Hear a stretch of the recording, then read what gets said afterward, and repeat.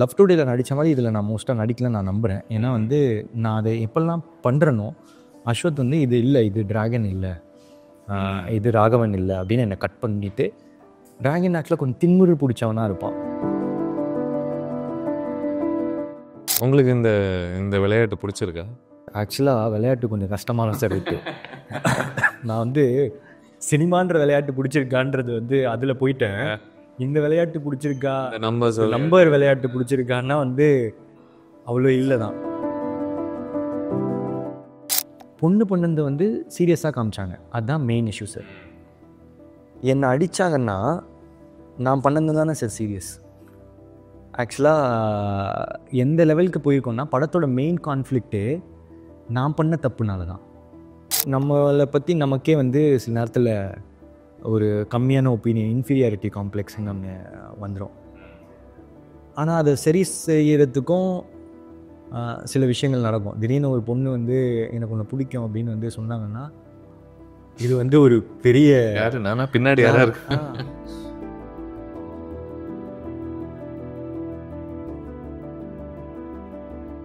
வணக்கம் பிரதீப். வணக்கம் சார். ஏன்னா இப்போது லவ் டுடே பார்த்த பிறகு அதில் நிறைய அம்சங்கள் நான் ரொம்ப ரசித்தேன்.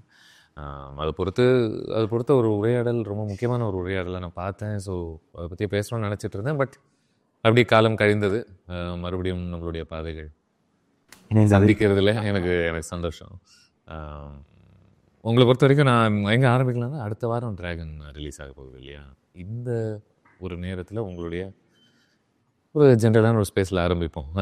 உங்களுடைய சிந்தனைகள் என்னவாக இருக்குது, உங்கள் உணர்ச்சிகள் என்னவாக இருக்குது? ஒரு நம்ப இருக்கேன்னு சொல்லலாம் சார். எனக்கு யூஸ்வலாக இந்த படம் அவுட் எடுத்துட்டாங்கன்னா, நான் இது வரைக்கும் டைரக்ட் தானே பண்ணேன். ஸோ அந்த படத்தோட அவுட் எடுத்துட்டேன்னா அதுக்கு மேலே எனக்கு அந்த படத்தோட இது எதுவுமே இருக்காது. ஏன்னா நான் கிட்டத்தட்ட பெஸ்ட் கொடுத்துட்டேன்ற இடத்துல தான் எடுப்பேன் அந்த டைமுக்கு. அப்புறமா அதில் நிறைய சேஞ்சஸ் பண்ணியிருக்கலாம், அதெல்லாம் தோணிகிட்டே இருக்கும். பட் ஸ்டில் இந்த போன 2 படம் வரைக்குமே நான் கான்ஃபிடெண்ட்டாக தான் இருந்தேன். இந்த படம் கண்டிப்பாக மக்களுக்கு பிடிக்கும். எவ்வளோக்கு வெற்றி பெறும் அந்த மீட்டர் நமக்கு தெரியாது. பட் இது வந்து கண்டிப்பாக ஹிட் ஆகிடும் அப்படின்றது தெரியும். ஸோ அதனால் நான் கொஞ்சம் நார்மலாக எனக்கு அந்த கணிப்பும் சரியான கணிப்பாக தான் இருந்திருக்கு இல்லையா உங்களுக்கு இது வரைக்கும்? எஸ். ஸோ அது இருந்துச்சு. அதே மாதிரி தான் இப்போ டிராகனும் வந்து நான் படம் பார்த்தேன். எனக்கு ஓகே சார், நோ ஃபீலிங்ஸ். இப்போது ஐ திங்க் கான்ஃபிடெண்ட்டாக இருக்கேன், நல்லா இருக்கும்னு நினைக்கிறேன். அப்படியா? ஓகே. நீங்கள் ஒரு இயக்குனராக அறிமுகமானீங்க இல்லையா? கோமாளியாக இருக்கட்டும், லவ் டுடே ஆஃப்கோர்ஸ் அதில் நீங்களும் நடிச்சிருந்தீங்க. பட் இருந்தும் அதில் ஒரு க்ரியேட்டிவ் கண்ட்ரோல் உங்களுக்கு இருக்கும். ஏன்னா அது you're also the film maker. முதன்முறை யுவர் அந்த creative control not necessarily in your hands. இந்த இடத்துல நீங்கள் ஒரு டூல். ஆமாம் சார், கரெக்ட் இல்லையா? ஸோ இந்த அட்ஜஸ்ட்மெண்ட் உங்களுக்கு ஒரு ஒரு ஒரு ஃபிலிம் பர்சனாலிட்டியாக உங்களுக்கு எப்படி இருந்துச்சு இன் டர்ம்ஸ் ஆஃப்? ஒரு ஆக்சுவலாக ஒரு சின்ன ஜாயை எடுக்கிற மாதிரி இருக்கும் ஃபஸ்ட்டு. நம்மளே அதை பண்ணி பார்க்கும் போது அது ஒரு சந்தோஷமான ஒரு விஷயம். அது அந்த ஜாய் ஒரு இடத்துல போகுது அப்படின்ற ஒரு சில இது இருந்தாலும் ஆக்சுவலாக நிறைய ப்ரெஷர்லாம் வந்து கம்மியாக இருக்கிறது இன்னொரு சைட். ஒரு டேரக்டர் வந்து எல்லா வேலையும் அவங்க பார்ப்பாங்க சார். அடுத்த நாள் ரிலீஸ்னால் அதுக்கு முன்னாடி நாள் வரைக்கும் வேலை இருந்துகிட்டே இருக்கும். இப்போது நம்ம வந்து நீங்கள் சொன்ன மாதிரி நான் வந்து ஒரு டூல் தான். ப்ரெஷர் வந்து வேறு விதமான ப்ரெஷர் இப்போது வந்திருக்கு.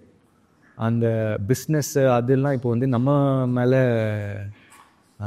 ஐயோ நம்ம ரெஸ்பான்சிபிள் இருக்குது, இந்த படம் ஓடணும், இந்த படம் இவ்வளோ கலெக்ட் பண்ணணுமோ, அந்த ப்ரெஷர் வந்து வேறு side. So it has even this early on நீங்கள் யூ ஃபீல் தட் ப்ரெஷரா? Very much sir, very much. ஏன்னா வந்து இப்போது லவ் டுடே இவ்வளோ கலெக்ட் பண்ணியிருக்குன்னா இதோட பிஸ்னஸ், அப்போ நமக்கு ஒரு பிஸ்னஸ் ஒன்று வந்திருக்கு, அதை வச்சு தான் இந்த படத்தோட பட்ஜெட் வந்து தீர்மானிக்கிறாங்க. இப்போது இந்த பட்ஜெட் வந்து இதுக்கு முன்னாடி நான் பண்ண பட்ஜெட் இல்லை. இது கிட்டத்தட்ட 7 times the budget of Love Today that we are doing. அப்போது இப்போது இது அந்த லவ் டுடே லெவலுக்கு கலெக்ட் பண்ணணும், இல்லைனா ஓரளவுக்கு கலெக்ட் பண்ணால் தான் திருப்பி இது வந்து ஒரு ப்ராஃபிட்டபிள் வெஞ்சராக வர முடியும். அப்போ நம்ம செலக்ட் பண்ணுற படம் வந்து அந்த மாதிரி ப்ரொடியூசருக்கு ப்ராஃபிட். உங்களுக்கு இந்த விளையாட்டு பிடிச்சிருக்கா? கண்டிப்பாக எனக்கு பிடிச்சிருக்கு. அப்படியா? இதில் ஒரு சுவாரஸ்யம் இருக்குதான். But pressure okay sir. ஆக்சுவலாக விளையாட்டு கொஞ்சம் கஷ்டமான சார் இருக்குது. நான் வந்து சினிமான்ற விளையாட்டு பிடிச்சிருக்கான்றது வந்து அதில் போயிட்டேன். இந்த விளையாட்டு பிடிச்சிருக்கா, நம்ம நம்பர் விளையாட்டு பிடிச்சிருக்கான்னா வந்து அவ்வளோ இல்லை தான். ஆனால் இந்த சினிமாவில் இருக்கணும், நம்ம என்ன படம் பண்ணணும்னா இந்த விளையாட்டை விளையாடி தான் ஆகும். அப்படியா? ஆமாம். அதனால் உங்களுக்கு ஏற்ற மாதிரி இதை நீங்கள் அமைச்சிக்க முடியாதா? எனக்கு தெரியல சார், இல்லைன்னு தான் நினைக்கிறேன் சார். இப்போது ஒரு காலேஜ் படம் பண்ணணும்னு வைங்க சார், அதில் ஒரு ஷார்ட்டில் கிட்டத்தட்ட 1000 பேர் 2000 பேர் இருப்பாங்க. சில சீன்ஸில் 50 பேர் வச்சு எடுத்தால் அது கிளாஸ் ரூம் மட்டும்தான் எடுக்க முடியும், ஒரு பெரிய கேம்பஸ் எடுக்க முடியாது. அப்போது இந்த பட்ஜெட் ஒன்று அமையும் போது மட்டும்தான் சில படங்களே பண்ண முடியுது. இல்லைன்னா ரூம்குள்ளே லவ் டுடே வந்து ஆக்சுவலாக பார்த்திங்கன்னா 2 வீட்டுக்குள்ளே தான் நடந்துகிட்ருக்கோம். ஆமாம். பிரதீப்போட வீடு, நிகிதாவோட வீடு, ஒரே ஒரு கல்யாண மண்டபம், இந்த இதில் பண்ண படம். ஸோ நம்ம என்ன ஆகிடும், சிலது காசு இல்லைன்னா, பட்ஜெட் அந்த இது இல்லைன்னா நம்மளோட கதையும் வந்து ஒரு சுருங்குற இதுக்கு தான் வரும். புரியுதா? ஸோ இதை நான் இன்னும் நிறைய படங்கள் பண்ணணும், நிறைய விதமான படங்கள் பண்ணணும் அப்படின்னு பண்ணனாலே இந்த கேம் வந்து இருக்குதான், இந்த பிஸ்னஸ் கேம். ஏன்னா நீங்கள் ஒரு டைமில் நீங்கள் சொல்லும்பொழுது இது ஒரு 7 மடங்கு அதிகம் பட்ஜெட்னு சொன்னீங்களே லவ் டுடேவோட. அப்போது அதுக்கு ஏற்ற மாதிரியான ஒரு கதைக்களம் அமைப்பது முக்கியமாகுது. ஸோ இந்த அமைப்புக்குள்ளே கதை உட்கார வேண்டிய ஒரு சூழ்நிலை வருதா, இல்லை இந்த கதைக்கு ஏற்ப இந்த நம்பர்ஸ் உருவாக்கப்படுதா? அது 2 விதமாகவும் நடக்குது. ஏன்னா இப்போது இந்த படத்துக்கு இந்த பட்ஜெட் தேவை, இதோட பெரிய படமும் இப்போ பண்ணால் அந்த பட்ஜெட்டுக்கும் வரும். சரி. அது வந்து இப்போ ப்ராஃபிட் லெவல் தான் மாறும்ன்றது, அது அந்த ப்ரொடியூசர் டிசைட் பண்ணுறது. சரி, இந்த படத்துக்கு வந்து இவ்வளோ பட்ஜெட் ஆகுது, அப்போது நம்மளோட ப்ராஃபிட் மார்ஜின் இவ்வளோ இருக்க போகுது. நான் எப்படி வேணால் கேட்கட்டுமா, ஒருவேளை ஒரு இயக்குனர் உங்ககிட்ட ஒரு சுவாரஸ்யமான ஒரு கதையை எடுத்துகிட்டு வராங்க, ஆனால் இவ்வளோ தேவைப்படாது, இதில் மேபி ஒரு 20-30% செலவழித்தால் போதும் அப்படிங்கிற மாதிரியான ஒரு ஸ்பேஸில் இருந்தால், நீங்கள் உங்களுக்கான ஒரு கனவுன்றது ஒன்று இருக்கும்ல, நடிகராக நீங்கள் என்னவாக ஆகணும் அப்படின்ற ஒரு பாதை ஒன்று கட்டமைச்சிருப்பீங்க, அதில் அந்த மாதிரி ப்ராஜெக்ட்ஸ் உட்காருமா? எனக்கு இப்போ என்ன அதில் ஒரே ஒரு நல்ல விஷயம்னா, நடிகராக நான் நினைக்கிறது வந்து மோர் அண்ட் மோர் ஆடியன்ஸ் தான் என்னோட ஒரே ஆசையாக இருக்குது. இப்போது அவங்க கொண்டு வந்த கதை 3 கோடியில் எடுத்து எனக்கு எவ்வளோ ஆடியன்ஸ் இப்போது பார்க்குறாங்களோ அதே ஆடியன்ஸ் எனக்கு பார்த்துட்டாங்கன்னா I am okay sir. Okay. அந்த படம் எவ்வளோ சின்ன பட்ஜெட்டாக இருந்தாலும் அந்த கதை அப்படி இருந்துச்சுன்னா ஓகே. ஆனால் இப்போ அது ஒரு சின்ன பட்ஜெட் படம், ஆனால் அது கலெக்ட் பண்ண போகிறதும் சின்னது தான், கம்மியான பீப்புளுக்கு தான் அது போய் பார்க்க போகிறாங்க அப்படின்னா இல்லை. ஏன்னா நான் ஏற்கனவே இத்தனை பேர் வந்து பார்க்கணுன்னு ஆசைப்பட்டுட்டு இருக்காங்க, அதை நான் ஒரு 10% தானே இந்த படம் மூலமாக சாட்டிஸ்ஃபை பண்ணுறேன் அப்படின்றது தான் என்னோட இதுவாக இருக்கும். ஸோ இப்போ இருக்கிற ஆடியன்ஸை முதல்ல சாட்டிஸ்ஃபை பண்ணணும், அதை நோக்கி தான் போயிட்டுருக்கேன். ஓகே.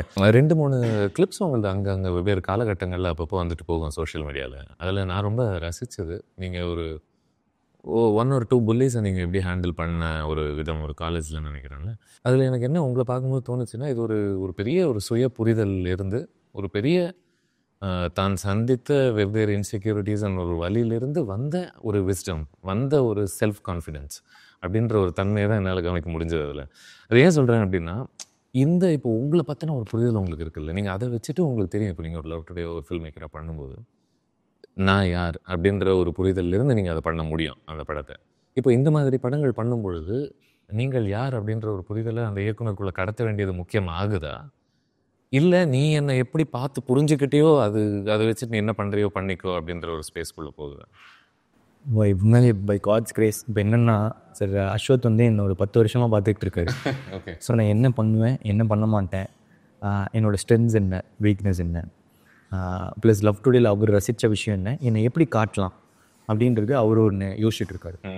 இப்போது விக்னேஷ் சிவன் பிரதர் வரும்போது லவ் டுடேல நான் உங்களை எப்படி பார்த்தேன், நான் உங்களை எப்படி மாற்றுறேன் அப்படின்னு சொல்லிட்டுனா, என்னை முடி வளர்க்க சொல்கிறதோ, அவர் இந்த லுக் மெயினாக வந்து அவர் எல்ஐகேக்கு ஒன்று டிசைன் பண்ண விஷயந்தான். யூஸ்வலாக விக்னேஷ் சிவன் வந்து அவங்கள ஹீரோஸை வந்து ரொம்ப அழகாகவே காமிச்சிருப்பார். போடா பொடி, நானும் ரவுடி தான், அது வரைக்கும் ஒரு லுக் இருக்கும். அதுக்கப்புறம் அந்த படத்தில் சேஞ்ச்டாக இருக்கும்.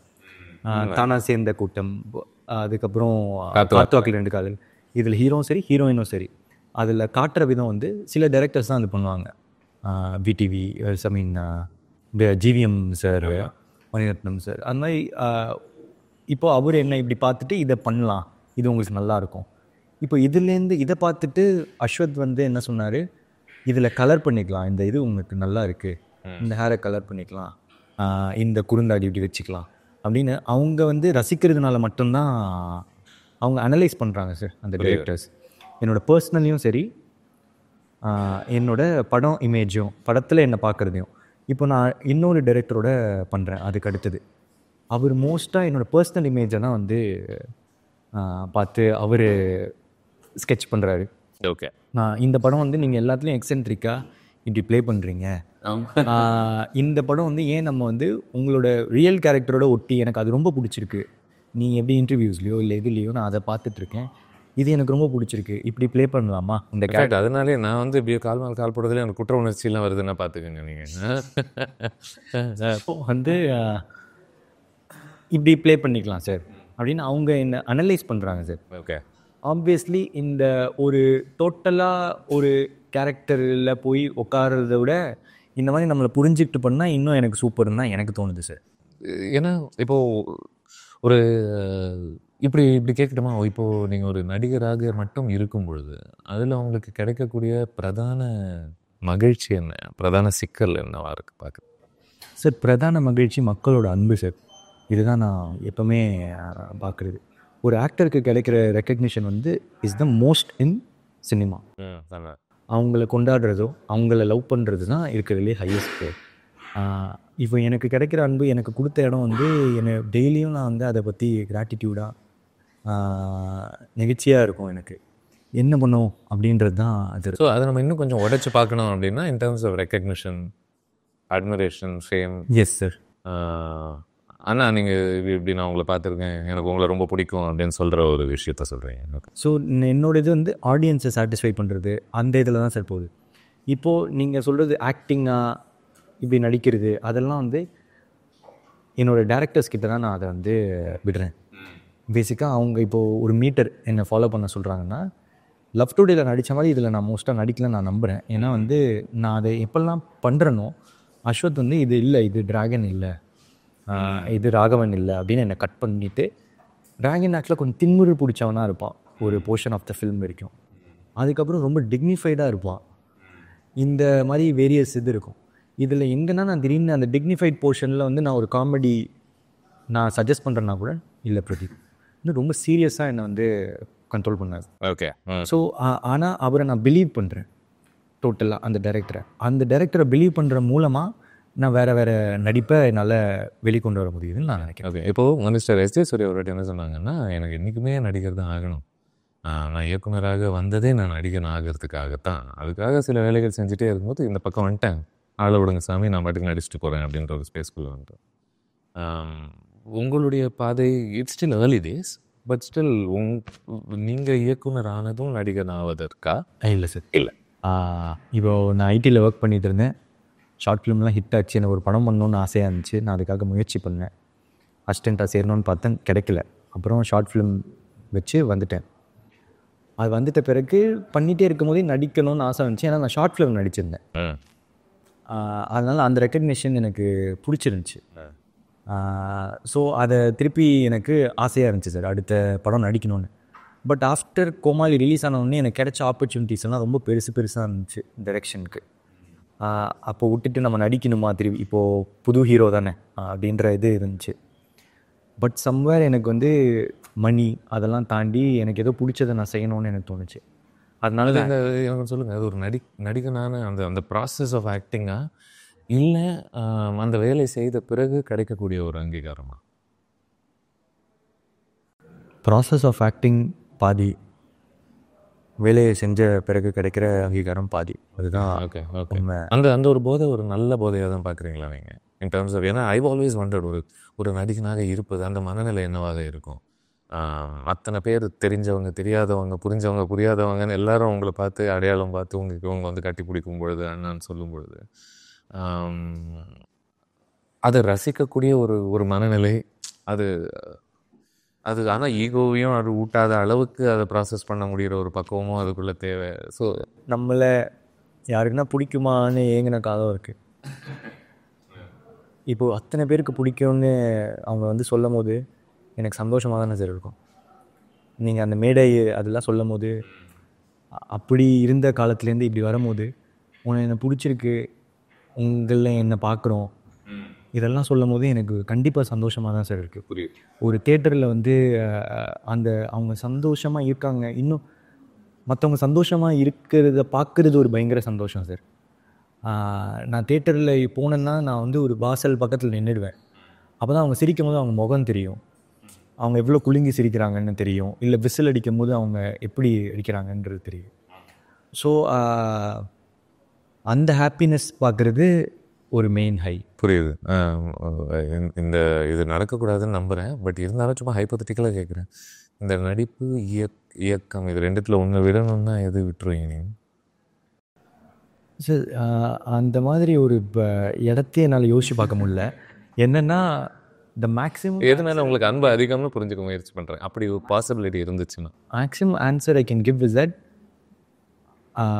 நானே என்னை டைரக்ட் பண்ணி நடிக்க ஆரம்பிச்சிடுவேன். ஓகே ஓகே, இதுதான் என்னால் பண்ண முடியும். அது இப்போ லவ் டுடே அவ்வளோ வெற்றிகரமாக நடந்த பிறகு, ஏன்னா உங்களே நீங்கள் இயக்கியிருக்கீங்க, அது it came to great results. Why not do more of that? Yes sir. இப்போது அதுக்கு வந்து அந்த கதை எழுதுறதுன்றது வந்து எனக்கு ஒரு ரொம்ப பெரிய டாஸ்க்கு. வருஷக்கணக்காகுது. எனக்கு இப்போது எழுதிட்டு இருக்க கதை வந்து 2 வருஷமாக நான் எழுதிட்டுருக்கேன். இப்போ தான் நான் ஒரு இன்டர்வல் பிளாக்கை தாண்டி போயிட்டுருக்கேன். ஒரு கதை ஒரு டைம் எடுக்கும்னு சொல்லுவாங்க. நான் கோமாளி 1.5 வருஷம் எழுதினேன். லவ் டுடே 9 மந்த்ஸ் எழுதினேன். அதுக்கப்புறம் வேறு ஒரு படம் 1 வருஷம் எழுதினேன். இப்போ இந்த படம் 2 வருஷம் எழுதிட்டுருக்கேன். ஸோ இந்த கேப்பு அப்போது ஒரு டைரெக்ஷனுக்கு வந்து கிட்டத்தட்ட ஒரு 1 to இன்னொரு ஃபில்ம் வந்து 3 இயர்ஸ் கிட்ட ஆகிடும். கதையை முடிச்சுட்டு ப்ரொடக்ஷன் ரிலீஸ். அப்போது இந்த டைமை என்ன பண்ணலாம் அப்படின்னா, நான் ஆக்சுவலாக வந்து கதை எழுதும் போது நடிக்கலாம் அப்படின்னு எனக்கு தோணுச்சு. ஓகே. ஸோ மற்ற டிரெக்டர்ஸ் இதில் நடிக்கலாம் அப்படின்னு ஆசைப்பட்டேன். Okay okay okay. அண்ட் உங்களால் ரைட்டிங்லேயும் ஃபோக்கஸ் பண்ண முடியுது இந்த வேலைகள் செய்யும்பொழுது? இப்போ என்ன மாதிரினா உட்காந்து அப்படியே எழுதுறதுன்றது வந்து எப்போனா தான் கிடைக்குது. ஆனால் மேட்ரு என்னென்னா பேக் ஆஃப் த மைண்ட் அந்த கதை இருந்துகிட்டே இருக்குது. ஓகே. ஸோ அது ஊற விடுறதுக்கான ஒரு நேரமும் கிடைக்குது. ஆமாம். ரொம்ப ரொம்ப புது ஆங்கிள் ஒரு மாதம் கழித்து வேறு ஒரு ஆங்கிள் திடீர்னு நமக்கு ஸ்ட்ரைக் ஆகும். இப்போ அதை பொறுத்து நீங்கள் மற்றவங்க கிட்ட பேசுவது உண்டா இந்த படங்கள்லாம் பண்ணும்போது? ஆமாங்க. ஓகே. கதை எனக்கு வர கதையை பொறுத்து, அதாவது இப்போ டேரக்டர்ஸ் எனக்கு சொல்கிற கதையை நான் ரொம்ப டிஸ்கஸ் பண்ணுறதில்ல. நான் ஒரு கதை எழுதுனேன்ல சார், அதை முடிஞ்ச அளவுக்கு நான் எல்லாருக்கிட்டையும் வந்து சொல்லி பார்த்து அவங்க கரெக்டாக இருக்குதா, நம்ம கரெக்டான ஆடியன்ஸ்க்கு பிடிக்கிற மாதிரி தான் பண்ணுறோமா. ஏன்னா இப்போ இந்த படத்தில் ஒரு இயக்குனர் பட்டாளமே நடிச்சிருக்குல்ல, உங்களையும் சேர்த்து. நீங்கள் இருக்கீங்க, மிஸ்டர் கௌதம் மேனன் இருக்காங்க, மிஷ்கின் அவர்கள் இருக்காங்க, KS ரவிக்குமார் அவர்கள் இருக்காங்க. So it's a lot of accomplished people. So ஒருத்தர்கிட்டையும் உட்காந்து ஒரு லெக்சர் வாங்கிக்கலான்ற மாதிரி தான் இருக்கும்ல. அவங்களோட நாலேஜ் ஷேரிங்கிறது பயங்கரம். இப்போது மிஷ்கின் சார் எனக்கு சில புக்ஸு படம் அதெல்லாம் வந்து ரெஃபர் பண்ணுவார். ஆல்மோஸ்ட் அவங்களுக்கு முன்னாடி நீங்கள் லைவாக ஆடிஷன் கொடுக்குற மாதிரி தான். ஆமாம் இல்லை, ஆமாம். அவங்க வந்து ஜிவிஎம் சார் வந்து பார்த்துட்டு வந்து நீங்கள் நல்லா பண்ணுறீங்க, நான் கவனிச்சு தான் இருந்தேன் அப்படின்னு வந்து சிலது சொல்லும் போதும், மிஷ்கின் சார் வந்து திருப்பி பாராட்டும் போதும், அவர் பாராட்டினதே நான் சொன்ன ஒரு மாதிரி இருக்கும், அது அவர் சொல்லும் போது நல்லாயிருக்கும். ஸோ அவர் பாராட்டினது எல்லாம் கேட்கல, அது ஒரு ஜான்ரு தான். ஆமாம், மிஷ்கின் பாராட்டு அப்படிங்கிறது அது ஒரு ஜான்ரு. அது நான் சொன்னால் அவர் தான் சொல்லணும். ஸோ வந்து அது எல்லாமே ஸ்வீட் தான் சார். அப்புறம் ப்ளஸ் KS ரவிக்குமார் சார் வந்து என்னோட ரொம்ப நாளாக எனக்கு தெரியும் சார். கோமாளியில் அவர் தான் வில்லனாக நடிச்சிருந்தார். ஸோ அவர் கிட்டத்தட்ட வந்து என்னை ரொம்ப ஒரு ஃபேமிலி மாதிரி தான் அவர் என்னை பார்ப்பார். Okay. So it was sweet to have him. அவங்க கிட்ட எக்ஸ்பீரியன்ஸ் ஃப்ரீ டைமில் கேட்குறதே ஒரு பெரிய லெசன்ஸ் தான் நீங்கள் சொன்ன மாதிரி. இப்போது நம்ம அந்த ஹீரோ மெயின் கேரக்டர் அப்படின்னு பேசும்போதில் அவன் பார்ப்பதற்கு இப்படித்தான் இருக்க வேண்டும் அப்படின்ற ஒரு கட்டமைப்பு தான் நம்மளோட சமூகத்தில் ஜென்ரலாகவே இருக்குது. அதாவது யாரை பார்த்துட்டு பார்க்குறதுக்கு இவன் ஹீரோ மாதிரி இருக்கான்னு சொல்கிறதும், யார்கிட்ட நீ அப்படி சொல்லாமல் இருப்பதும் அப்படின்றதுக்குள்ள ஒரு தெளிவான ஒரு வித்தியாசம் இருக்குது. அப்படி இருந்தோம் இன்ட்ரெஸ்டிங்லி தமிழ் சினிமாவில் பல வித்தியாசமான முகங்கள் ஹீரோவாக ஆனதை நம்ம பார்த்துருக்கோம். அது வெளி சினிமாவை ஏதோ பாலிவுட்லேருந்து வந்து பார்க்குறவங்களாம் புரியக்கூட புரியாது. பலமுறை அவங்க வந்துட்டு யார் இவர் ஹீரோவான்னு நினைப்பாங்க. நமக்கு கோவம் வரும் அது பார்க்கும்போது. உனக்கு இந்த அழகெல்லாம் புரியாது, நீ போயிட்டு வா அப்படின்ற மாதிரி தான் இருப்பாங்க. இல்லை, இந்த 2 மனநிலையும் இருக்கிற ஒரு சமூகத்தில் இப்போது நம்மெல்லாம் ஆண்களாக பிறந்து நம்ம வரோம். இது நடுவில் நான் ஒரு மெயின் கதாபாத்திரத்தில் நான் நடிக்க முடியும் அப்படின்ற ஒரு கான்ஃபிடென்ஸ் உங்களுக்கு எங்கேருந்து வருது? அது எப்படிலாம் மாறுது ஒவ்வொரு காலகட்டத்துலேயும் உங்களை பொறுத்த வரைக்கும்? இது வந்து நான் முதல் டைம் ஷார்ட் ஃபிலிம் நடித்த பிறகு கீழே அந்த கமெண்ட்ஸ் எல்லாம் நான் ரொம்ப நல்லா நடித்தேன் அப்படின்னு சொல்லிட்டு எக்கச்சக்கமாக வந்துச்சு சார். அப்போ எனக்கு நான் கான்ஃபிடென்ட் ஆகிட்டேன். என்னென்னா என்னை வந்து எனக்கு அவங்களுக்கு என்ன பிடிச்சிருக்கு. ஷார்ட் ஃபிலிம்லாம் 2015 அந்த இதில் சொல்கிறேன். அவங்களுக்கு பிடிக்கிறது அது நம்ம பேசுவோம். Maybe sorry to interrupt you. உங்களுக்கு உங்களை பிடிக்குமா? பிடிச்சதா? கண்டிப்பாக சார். என்னென்னா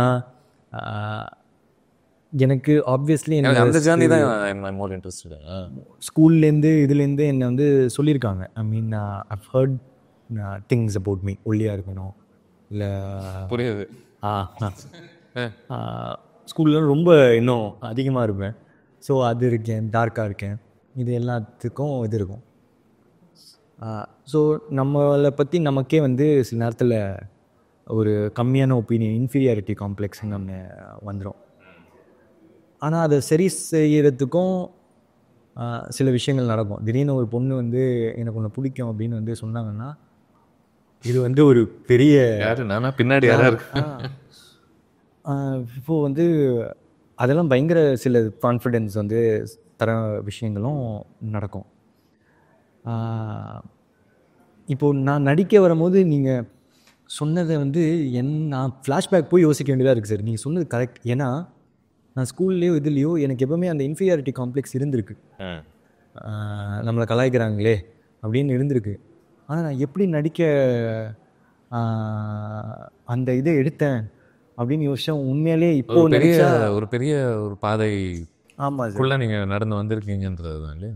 எஸ், ஐ திங்க் எனக்கு வந்து ஆக்டருக்கு ஆக்டிங் ஸ்கில்ஸ் தான் ரொம்ப முக்கியம் அப்படின்றத நான் இன்றைக்கி வரைக்கும் இப்போ நான் பிலீவ் பண்ணுறேன். அதுதான் எனக்கு அன்றைக்குமே இருந்துச்சு. என்னென்னா நான் வந்து ஒரு பையனை வச்சு செலக்ட் பண்ணி வச்சுருந்தேன் அந்த ஷார்ட் ஃபிலிமில் நடிக்கிறதுக்கு. அவன் எக்ஸாம் நான்னு சொல்லிட்டு போயிட்டான். இப்போ எனக்கு அடுத்த நாள் எல்லாத்தையும் அரேஞ்ச் பண்ணி வச்சுருந்தேன். ஏன்னா நடிக்கணும். சரி, நான் தானே எப்படி இருந்தாலும் கற்றுத்தரேன், இதெல்லாம் பண்ணுறேன், நான் நல்லா நடிக்கிறேன்னு சொல்கிறாங்க, நான் கற்று தரும் போது நான் ஏன் ட்ரை பண்ணக்கூடாதுன்னு சொல்லிட்டு ட்ரை பண்ணிட்டேன். அது எல்லோரும் அக்செப்ட் பண்ணிட்டாங்க. ஸோ என்னோடய மைண்டில் ஆக்டிங் ஸ்கில்ஸ் மட்டும்தான் மைண்டில் இருந்திருக்கு. இதுதான் என்னோடய ட்ரூத். அப்போது மக்கள் நீங்கள் சொல்கிற மாதிரி இந்த பியூட்டி ஸ்டாண்டர்ட்ஸ்னு ஒரு பக்கம் இருந்தாலும், beauty standards of the world that அவங்க பில்ட் பண்ணது இப்போ ஒன்று இருக்குது. இன்னொரு சைடு வந்து people start loving you for the person you are. நீங்கள் யாராக இருக்கீங்கன்றதுக்கு உங்களை லவ் பண்ண ஆரம்பிச்சிருவாங்கன்றதுக்கு எனக்கு நடந்த எக்ஸாம்பிளாக நான் பார்க்குறேன். அதுதான் நம்ம தமிழ் சினிமாவில் இதுக்கு முன்னாடி நடந்த எக்ஸாம்பிளாகவும் நான் நினைக்கிறேன். இப்போ ரஜினி சாருக்கு ஃபஸ்ட்டு பேஷிங் இருந்துச்சு அப்படின்லாம் சொன்னாங்க for dark skin or something.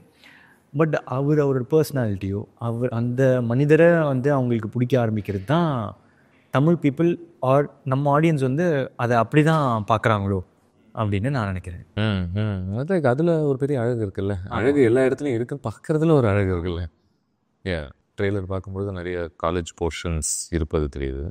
நீங்கள் what kind of student were you? நான் வந்து இப்போது இந்த அரியர் எக்ஸாம் மாஸ் அப்படின்ற மாதிரி ஒரு ட்ரெய்லர் தான் சார் இது. ஆமாம், கரெக்டு. ஆனால் அரியர் வைக்கிறது மாஸ் இல்லை சார், படிக்கிறது தான் மாஸ். இதுதான் உண்மை.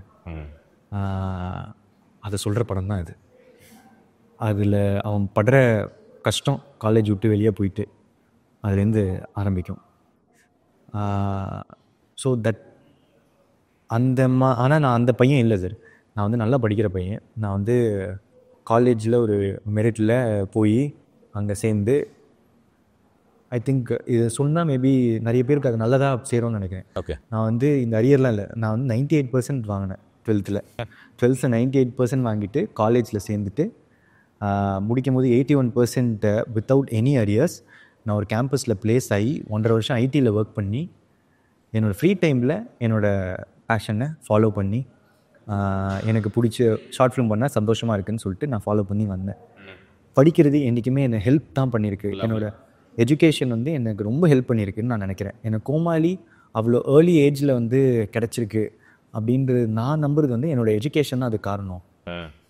நான் வந்து ஈஸியாக ஒரு பல ஃபில்ம் மேக்கிங் டுட்டோரியலில் நான் வந்து பார்த்து தான் சார். நான் யாருக்கும் ஏடியோ இதெல்லாம் இல்லை. ஓகே. நான் பல புக்ஸும் படிப்பு மூலம், அதுவும் படிப்பு தானே சார், நிறைய பல film making books, YouTube tutorials self learn பண்ணி வந்திருக்கேன்.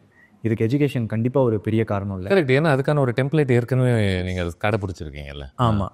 ப்ளஸ் இன்னொருத்தர்கிட்ட எப்படி போய் பிச் பண்ணணும், எல்லாமே வந்து ஒரு காலேஜில் இல்லை ஸ்கூலில் படிக்கும் போது நம்ம அதை கற்றுக்குறோம். Nice. So education is very important. Right. இந்த இது இப்போ நடிகராக உங்களை ஒரு நட்சத்திரத்தை விட்டுருங்க இப்போதைக்கு.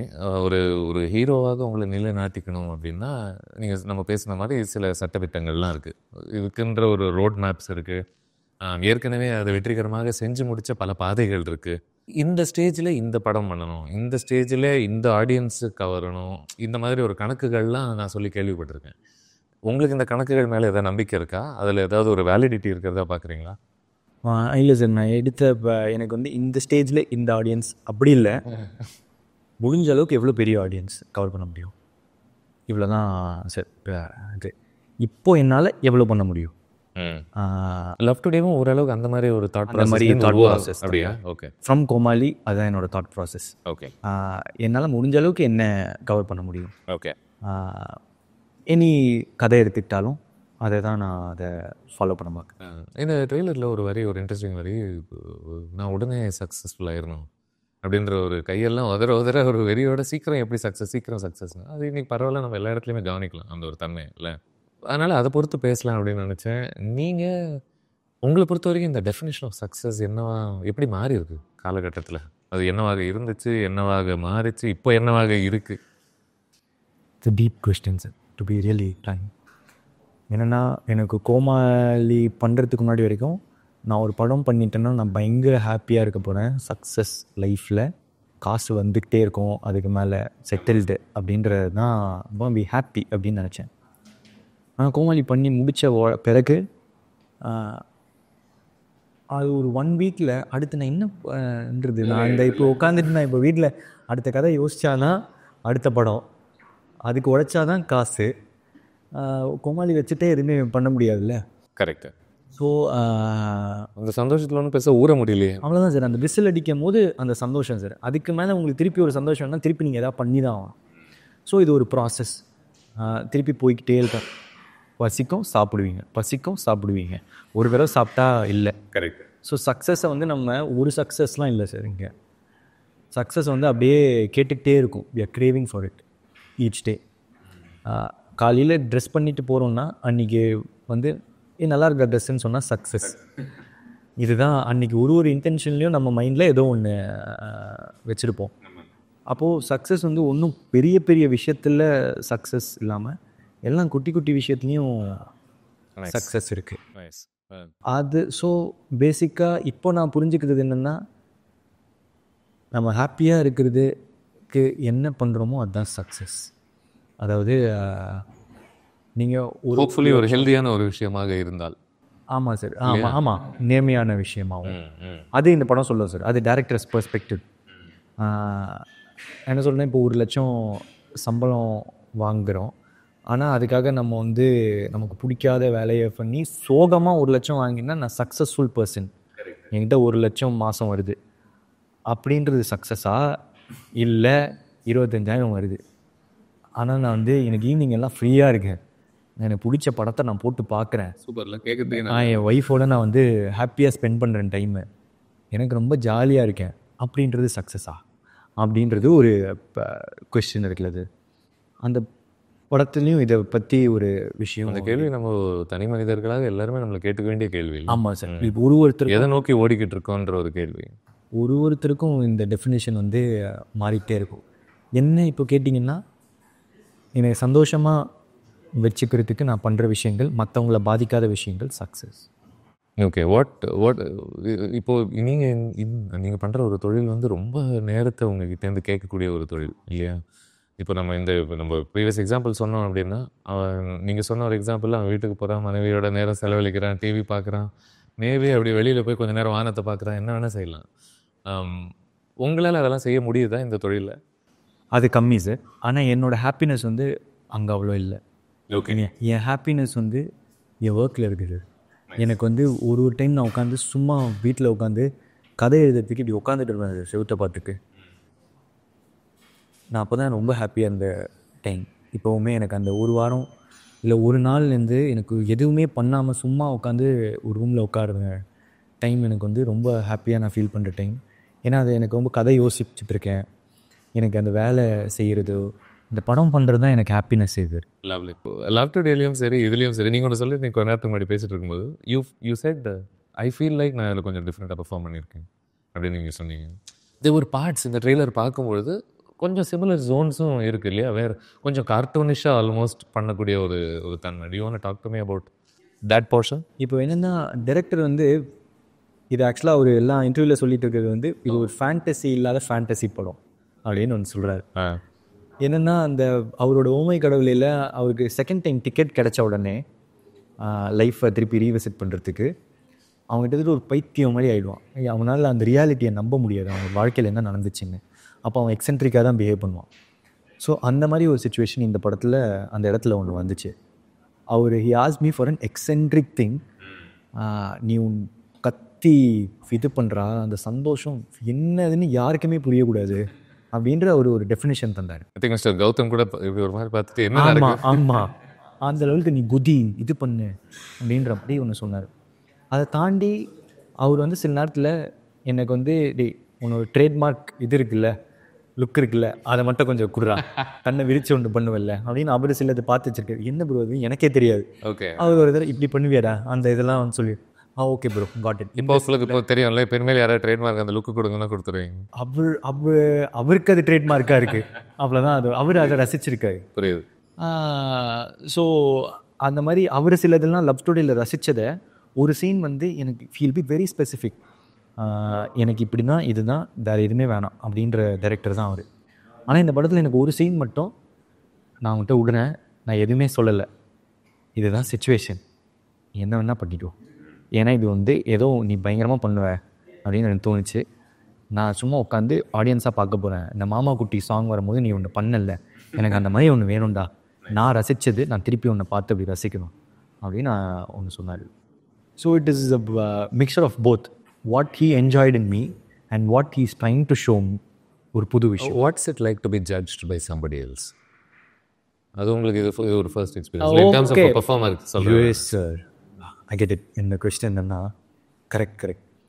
இது விக்கியும் சரி அஸ்வத்தும் சரி, சில நேரத்தில் அவங்க வந்து நல்லா இல்லை அப்படின்னு வந்து சொன்னாங்கன்னா தப்புன்னு ஒரு மாதிரி இதான். ஏன்னா இது வரைக்கும் நம்மக்கிட்ட யாருமே நல்லா இல்லைன்னு சொன்னதில்லை, நான் தான் போய் இதை கொஞ்சம் இதை மாற்றிக்கலாமா அப்படின்னு வந்து சொல்கிறது. இப்போ நமக்கு வந்து நம்ம பர்ஃபார்மன்ஸு ஆமாம் அப்படின்னு வந்து சொல்லுவாங்கள்ல, நம்ம போய் ஜென்ரலாக சைலண்ட்டாக மானிட்டரில் பார்த்துட்டு, நான் தான் டைரக்ட் பண்ணும் போது மானிட்டரில் பார்த்துட்டு ஒன் மோர் அப்படின்னு சொல்லிவிட்டு நான் கொஞ்சம் தப்பு பண்ணிட்டேன் நினைக்கிறேன்னு சொல்லிட்டு போயிடுவேன். இப்போ வந்து டே அப்படின்னு வருவார். ஃப்ரெண்ட்ஸ் வேறு இல்லை, ஸோ தெர் இஸ் நோ அந்த இந்த டாக்கிங்லாம் இருக்காது, டேரெக்டாக கத்துவார், இதெல்லாம் இருக்கும். டே ஏன்டா இப்படி அவ்வளோலாம் இல்லை, கம்மியாகும் இல்லை, கண்ணே தெரியல, இன்னும் கொஞ்சம் கண்ணை விரித்து ஷாக் ஆகும் அப்படின்னு சொல்லி இப்போ எல்லாரும் பார்த்துட்டு இருக்காங்க. அதெல்லாம் இருக்கும் தான். பட் ஸ்டில் இன்டென்ஷன் என்ன, அவர் வந்து என்ன அந்த கேரக்டருக்கு இது பண்ண, அந்த கேரக்டரை கிராக் பண்ண ட்ரை பண்ணுறாரு. ஸோ எனக்கு வந்து அது பயங்கர ஹாப்பியாக தான் இருந்துச்சு. ஒரு டைமும் ஃபஸ்ட்டு ஒரு நாள் அது வந்து ஓகே அப்படின்ற மாதிரி இருந்துச்சு. அதுக்கப்புறம் ஆக்சுவலாக இன்டென்ஷன் என்ன, நம்ம எல்லாம் ஒரு படத்தை நோக்கி வேலை செஞ்சுட்ருக்கோம், அவங்க கேட்க கொடுக்குறது நம்ம வேலை அப்படின்றது நான் ஃபிக்ஸ் ஆகிட்டேன். நான் டேரக்டராக இருக்கும்போது எதனால் அவ்வளோ ஒன்றும் வலிக்கல, அவ்வளோ பர்சனலாக எடுத்துக்கிறது கிடையாது. பர்சனலாக எதுவுமே இல்லை. நான் எத்தனை தடவை ரீடேக் வாங்கியிருக்கேன்.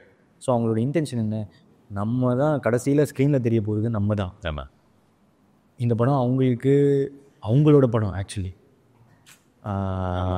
அவங்க தான் இன்னும் ரெஸ்பான்சிபிளாக இருப்பாங்க. ஸோ அவங்கள பிலீவ் பண்ணுறது ரொம்ப முக்கியம். அவங்க அது நல்லா இல்லை, கிரிட்டிசிசம் எது சொன்னாலும் அவங்களோட மைண்டை பிரிட்ஜ் பண்ணுறது தான் என் வேலை சார். அவங்க என்ன நினைக்கிறாங்க, சின்ன கேப் இருக்கும், நான் என்ன பண்ணாலும் அந்த கேப்பை ஃபில் பண்ண முடியாத மாதிரியே இருக்கும். நான் தெளிவாக கேட்டுக்கிறேன்னு சொல்லிட்டு உட்காந்துட்டு இதை நான் பண்ணுறேன், நீங்கள் இதை கேட்குறீங்க, என்ன மிஸ் ஆகுது அப்படின்னு சொல்லிட்டு ஒரு வந்து பேசி அதை ஸ்க்ராக் பண்ண பல முறை இல்லை. இப்போ நம்மளே நம்மளை பார்த்துட்டு இருக்கும் பொழுது நிறைய நம்ம சார்ந்த அழகு நமக்கே தெரியாமல் இருக்கலாம். நம்ம சார்ந்த ஒரு ஸ்ட்ரெங்க்ஸாக கூட இருக்கும், அது நமக்கு தெரியாது. ஏன்னா நம்ம ஒரே ஒரு கண்ணாடி வழியாகவே நம்மளை பார்த்துட்டு தான் இருப்போம். திடீர்னு வெளியிலேருந்து வெவ்வேறு பார்வைகள் வரும்போது அந்த பார்வைகள், நீங்கள் சொன்னீங்கல்ல ஆரம்பத்தில் ஒரு அழகாக ஒன்று சொன்னீங்க, முதல் முறை ஒரு பெண் வந்து பார்த்துட்டு எனக்கு ஒன்று பிடிச்சிருக்குன்னு சொல்லும்போது தான் என்னை பிடிக்கிற அளவுக்கு நான் இருக்கேனா அப்படின்ற ஒரு விஷயம் அங்கே தான் நமக்கு தெளிவாகுது. So in terms of that, இந்த ஒரு அஸ்வத்தாக இருக்கட்டும், விக்னேஸ்வரனாக இருக்கட்டும், இவங்க உங்களை நடிகராக பார்க்கும்போது அவங்க கண்டெடுத்த ஏதாவது லேர்னிங்ஸ் உங்களுக்கு புரியுதா? there is this quality to me as a performer, I never realized this. There are a lot of things. And அந்த மாதிரி அஸ்வத் வந்து சிலதெல்லாம் அண்டர்லைன் பண்ணி சொல்லுவாங்க. இன்னசென்ட் இதுவாக இருக்குது, அது ரொம்ப நல்லா இருக்குது, அதை வச்சுப்போம். இப்போ என்னென்னா சார், அது எல்லாம் இப்போ நீங்கள் வந்து ஒரு பாசிட்டிவ் இது கேட்குறீங்க, அது நானே சொன்னால் புரியுது, நேரத்தில் அது ஒரு தற்பெருமை போல தெரியுமோன்னு சொல்கிறீங்க. ஸோ அவங்க சொல்கிறத எனக்கு சில நேரத்தில் சந்தோஷமாக இருக்கும்.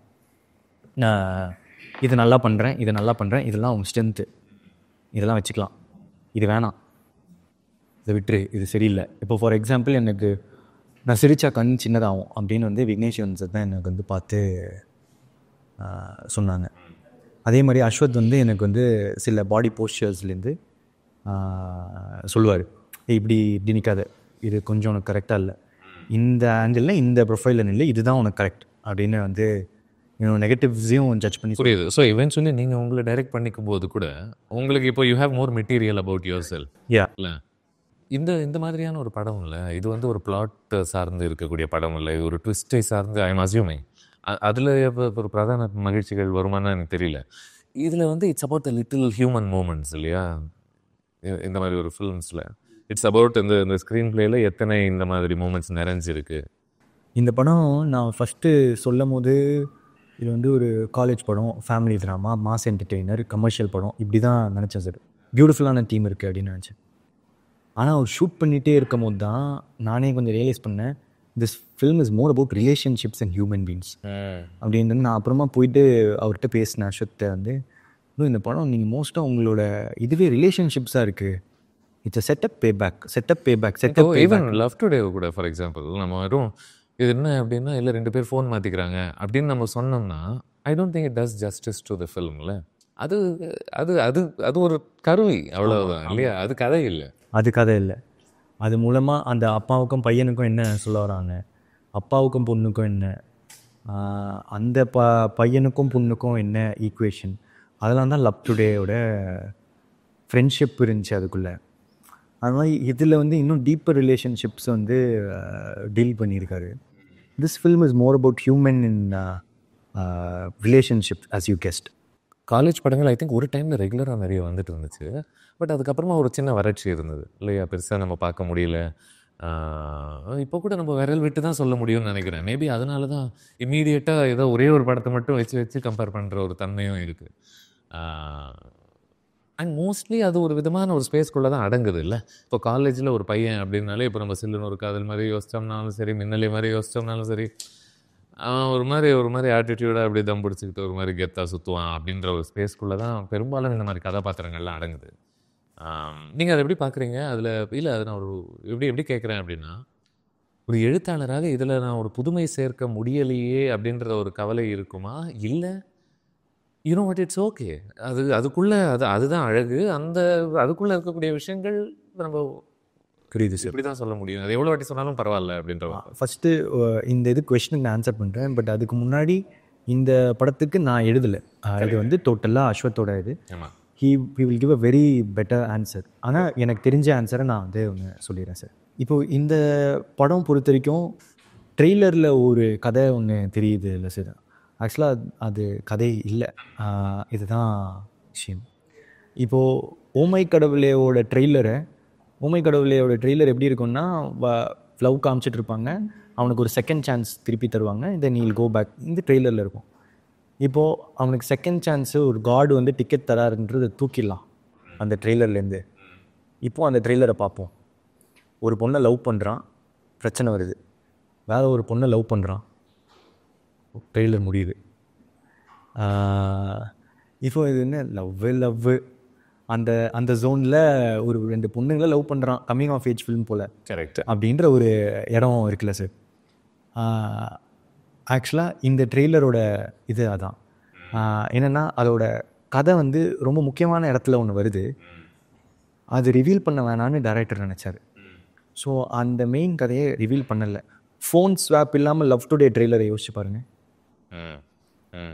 2 பசங்க சண்டை போட்டுக்கிட்டு இருக்காங்க, போட்டுகிட்டே இருப்பாங்க போல இருக்கு இவங்க 2 பேரும் மாறி மாறி அப்படி அந்த இது. ஆனால் இதில் வந்து ஓகே, இதை வச்சே ஒரு ட்ரெய்லர் கட் பண்ண முடியுது. ஜாலியாக இருக்கான் ஒரு பையன், அவங்க ஃபேமிலி எமோஷன்ஸ் இருக்குது, இது இருக்குது, ஜனரஞ்சகமான படம், என்டர்டெயின்மெண்ட் இருக்குப்பா அப்படின்ற இதை கான்ஃபிடென்ஸாக தந்துடலாம் இந்த ட்ரெய்லர்லன்னு நினச்சாங்க. ஸோ அதனால் அதை விற்றாங்க. ஸோ இப்போது இது வந்து ஒரு படத்தோட சிமிலராக இருக்குன்ற டிஸ்கஷன் ஓப்பன் ஆகுது. அது ஏன்னா அந்த காலேஜ் பேக்ட்ராப் அப்படின்ற இடத்துல வந்து விழறதுனால. பட் இந்த கதை வந்து ரிவீல் ஆகும்போது ஐ டோன்ட் திங்க் ஸோ அந்த சிமிலாரிட்டிஸ் இருக்கும்னு. அது படத்தில் அந்த சிமிலாரிட்டிஸ் இருக்காது. Okay. Do you take after anybody in terms of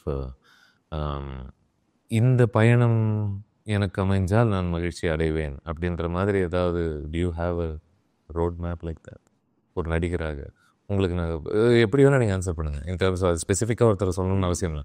இல்லை உங்களுக்கு ஒரு நட்சத்திரம் ஆகணும் அப்படின்றது ஒரு முக்கிய இலக்காக இருக்கா? I am just thinking aloud in terms of what you want from this journey. Sir, நான் வந்து அவரை மாதிரி அப்படின்னு என்னால் இப்போ வரைக்கும் கரெக்டாக என்னால் சொல்ல முடியல. ஏன்னா என்னோடய route has been very different till now. இப்போது ரஜினி சார் இருக்காங்கன்னா திடீர்னு வில்லனாக இன்ட்ரடியூஸ் ஆகி அதுக்கப்புறம் ஹீரோவாக ஒரு படத்துலேருந்து வந்து அப்புறம் மாஸ் ஹீரோவாக மாறி இருந்தார். கமல்ஹாசன் சார்னா அவங்க வந்து குழந்தை நட்சத்திரமாக வந்து ஆமாம் டான்ஸ் மாஸ்டராக இருந்து எதோ ஒன்று. கரெக்டு. இப்போது என்னோடய ஜேர்னின்னு பார்த்தா, நான் வந்து ஒரு ஷார்ட் ஃபிலிம் எடுத்து ஐடியில் வேலை செஞ்சு அதுக்கப்புறம் ஒரு ஃபிலிம் டைரக்ட் பண்ணி வேறு ஒரு ஆக்டருக்கு, அதுக்கப்புறம் என்னையே நான் டைரக்ட் பண்ணி இப்போ நான் மற்ற டிரெக்டர்ஸ்க்கு ஆக்ட் பண்ணுறேன். I think I will have my own journey sir.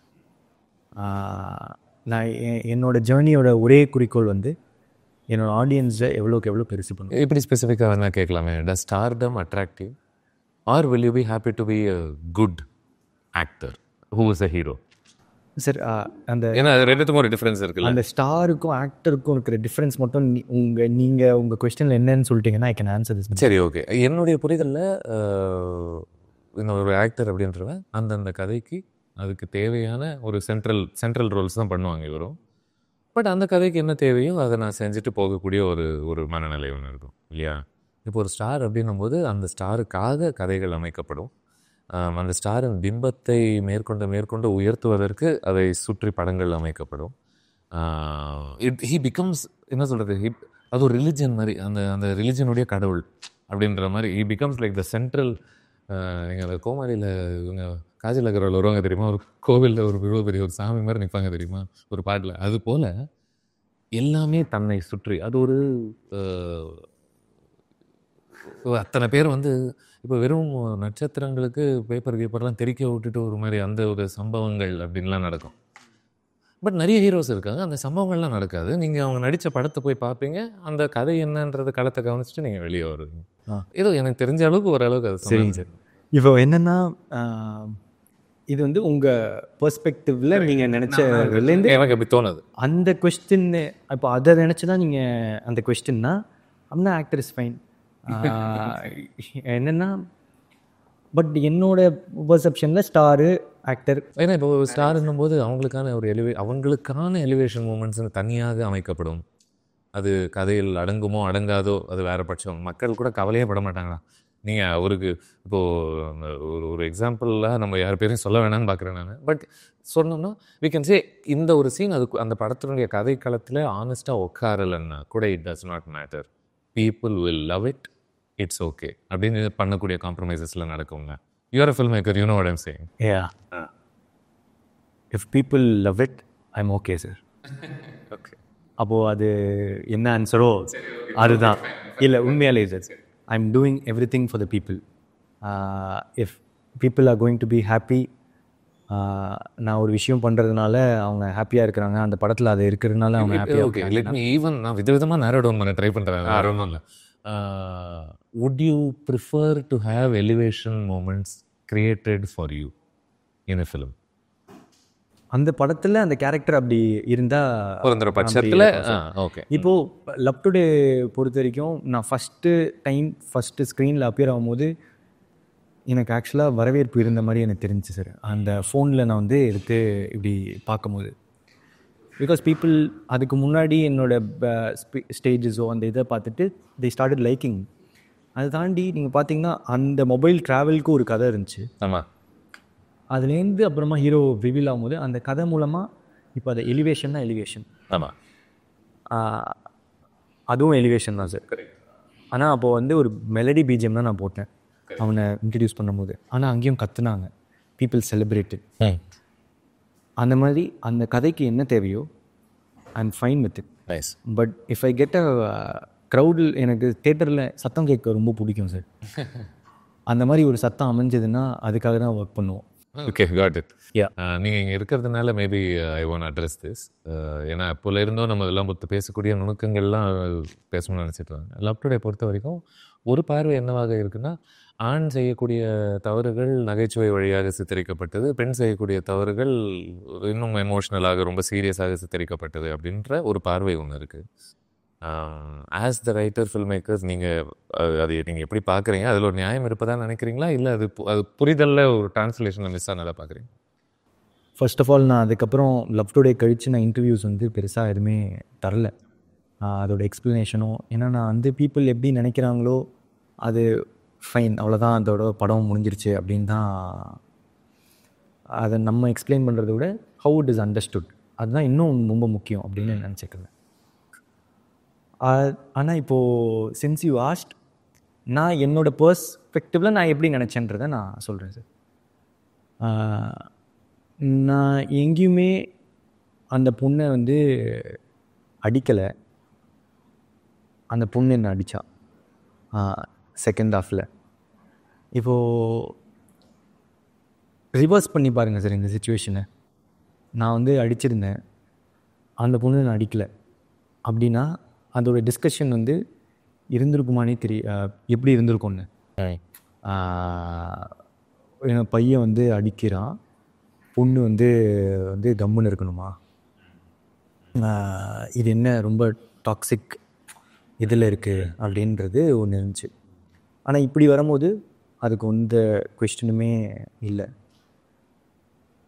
So இதை கதையாக தான் டீல் பண்ணேன். எனக்கு இதில் எந்த மென்டாலிட்டியாக நான் வந்து இப்படிலாம் யோசித்து இது பண்ணல. அண்ட் இவன் பண்ணதெல்லாம் வந்து ஜோக்காக காமிச்சாங்க, பொண்ணு பண்ணது வந்து சீரியஸாக காமிச்சாங்க. அதுதான் மெயின் இஷ்யூ சார். என்னை அடித்தாங்கன்னா நான் பண்ணது தானே சார் சீரியஸ். ஆக்சுவலாக எந்த லெவலுக்கு போயிருக்கோன்னா, படத்தோட மெயின் கான்ஃப்ளிக்ட்டு நான் பண்ண தப்புனால தான். அது வரைக்கும் ஃபஸ்ட் ஆஃப் ஃபுல்லாக ஜாலியாக தான் வந்து, ஃபஸ்ட் ஆஃப் இஸ் பொண்ணு பண்ணுற இவன் கண்ணுக்கு அவள் பண்ணுற மிஸ்டேக்ஸ்ன்னு நினைக்கிறது, அவள் பண்ணது மிஸ்டேக்கான நம்ம கடைசி வரைக்குமே சொல்லலை. இவன் பண்ணுறதும் அதை பற்றியே நம்ம போகல. இவன் கண்ணுக்கு அவள் எப்படி தெரியுறா, அவள் கண்ணுக்கு இவன் எப்படி தெரியுறான்றது தான். ஸோ அது எல்லாமே கடந்து போய் இன்டர்வல் பிளாக்கை ஜாலியாக தான் முடித்தோம். வாங்க இன்னொரு 3 நாள் வச்சுக்கலாம் ஃபோனை அப்படின்னு.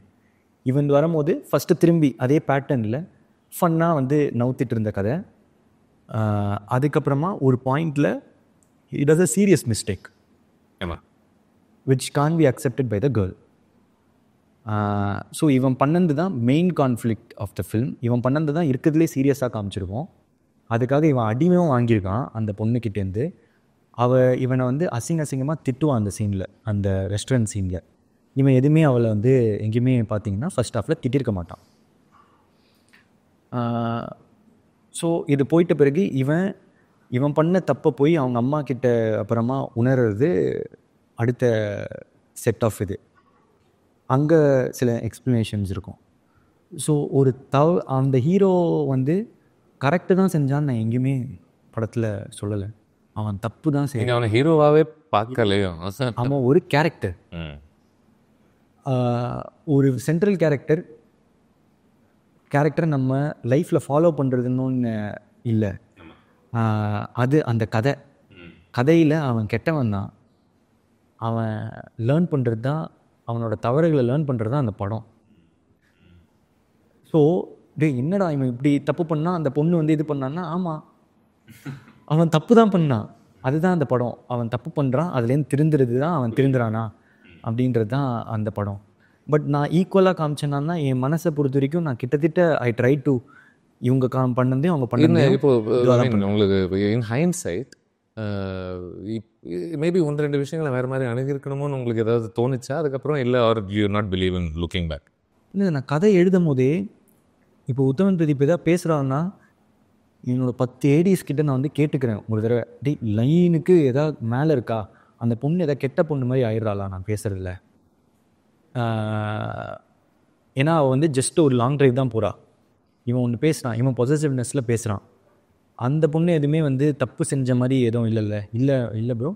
இவன் வந்து இவனோட பொசசிவ்னஸில் அவன் பேசுகிறான், இவன் தான் அவளை தப்பாக புரிஞ்சுக்கிறான், அவள் சைட்லேருந்து அவள் பண்ணுறது கரெக்ட் தான் அப்படின்னு நான் 2-3 பெண்கள்கிட்டையும் அதெல்லாமே கேட்டு ஒன்று பண்ணுறது தான்.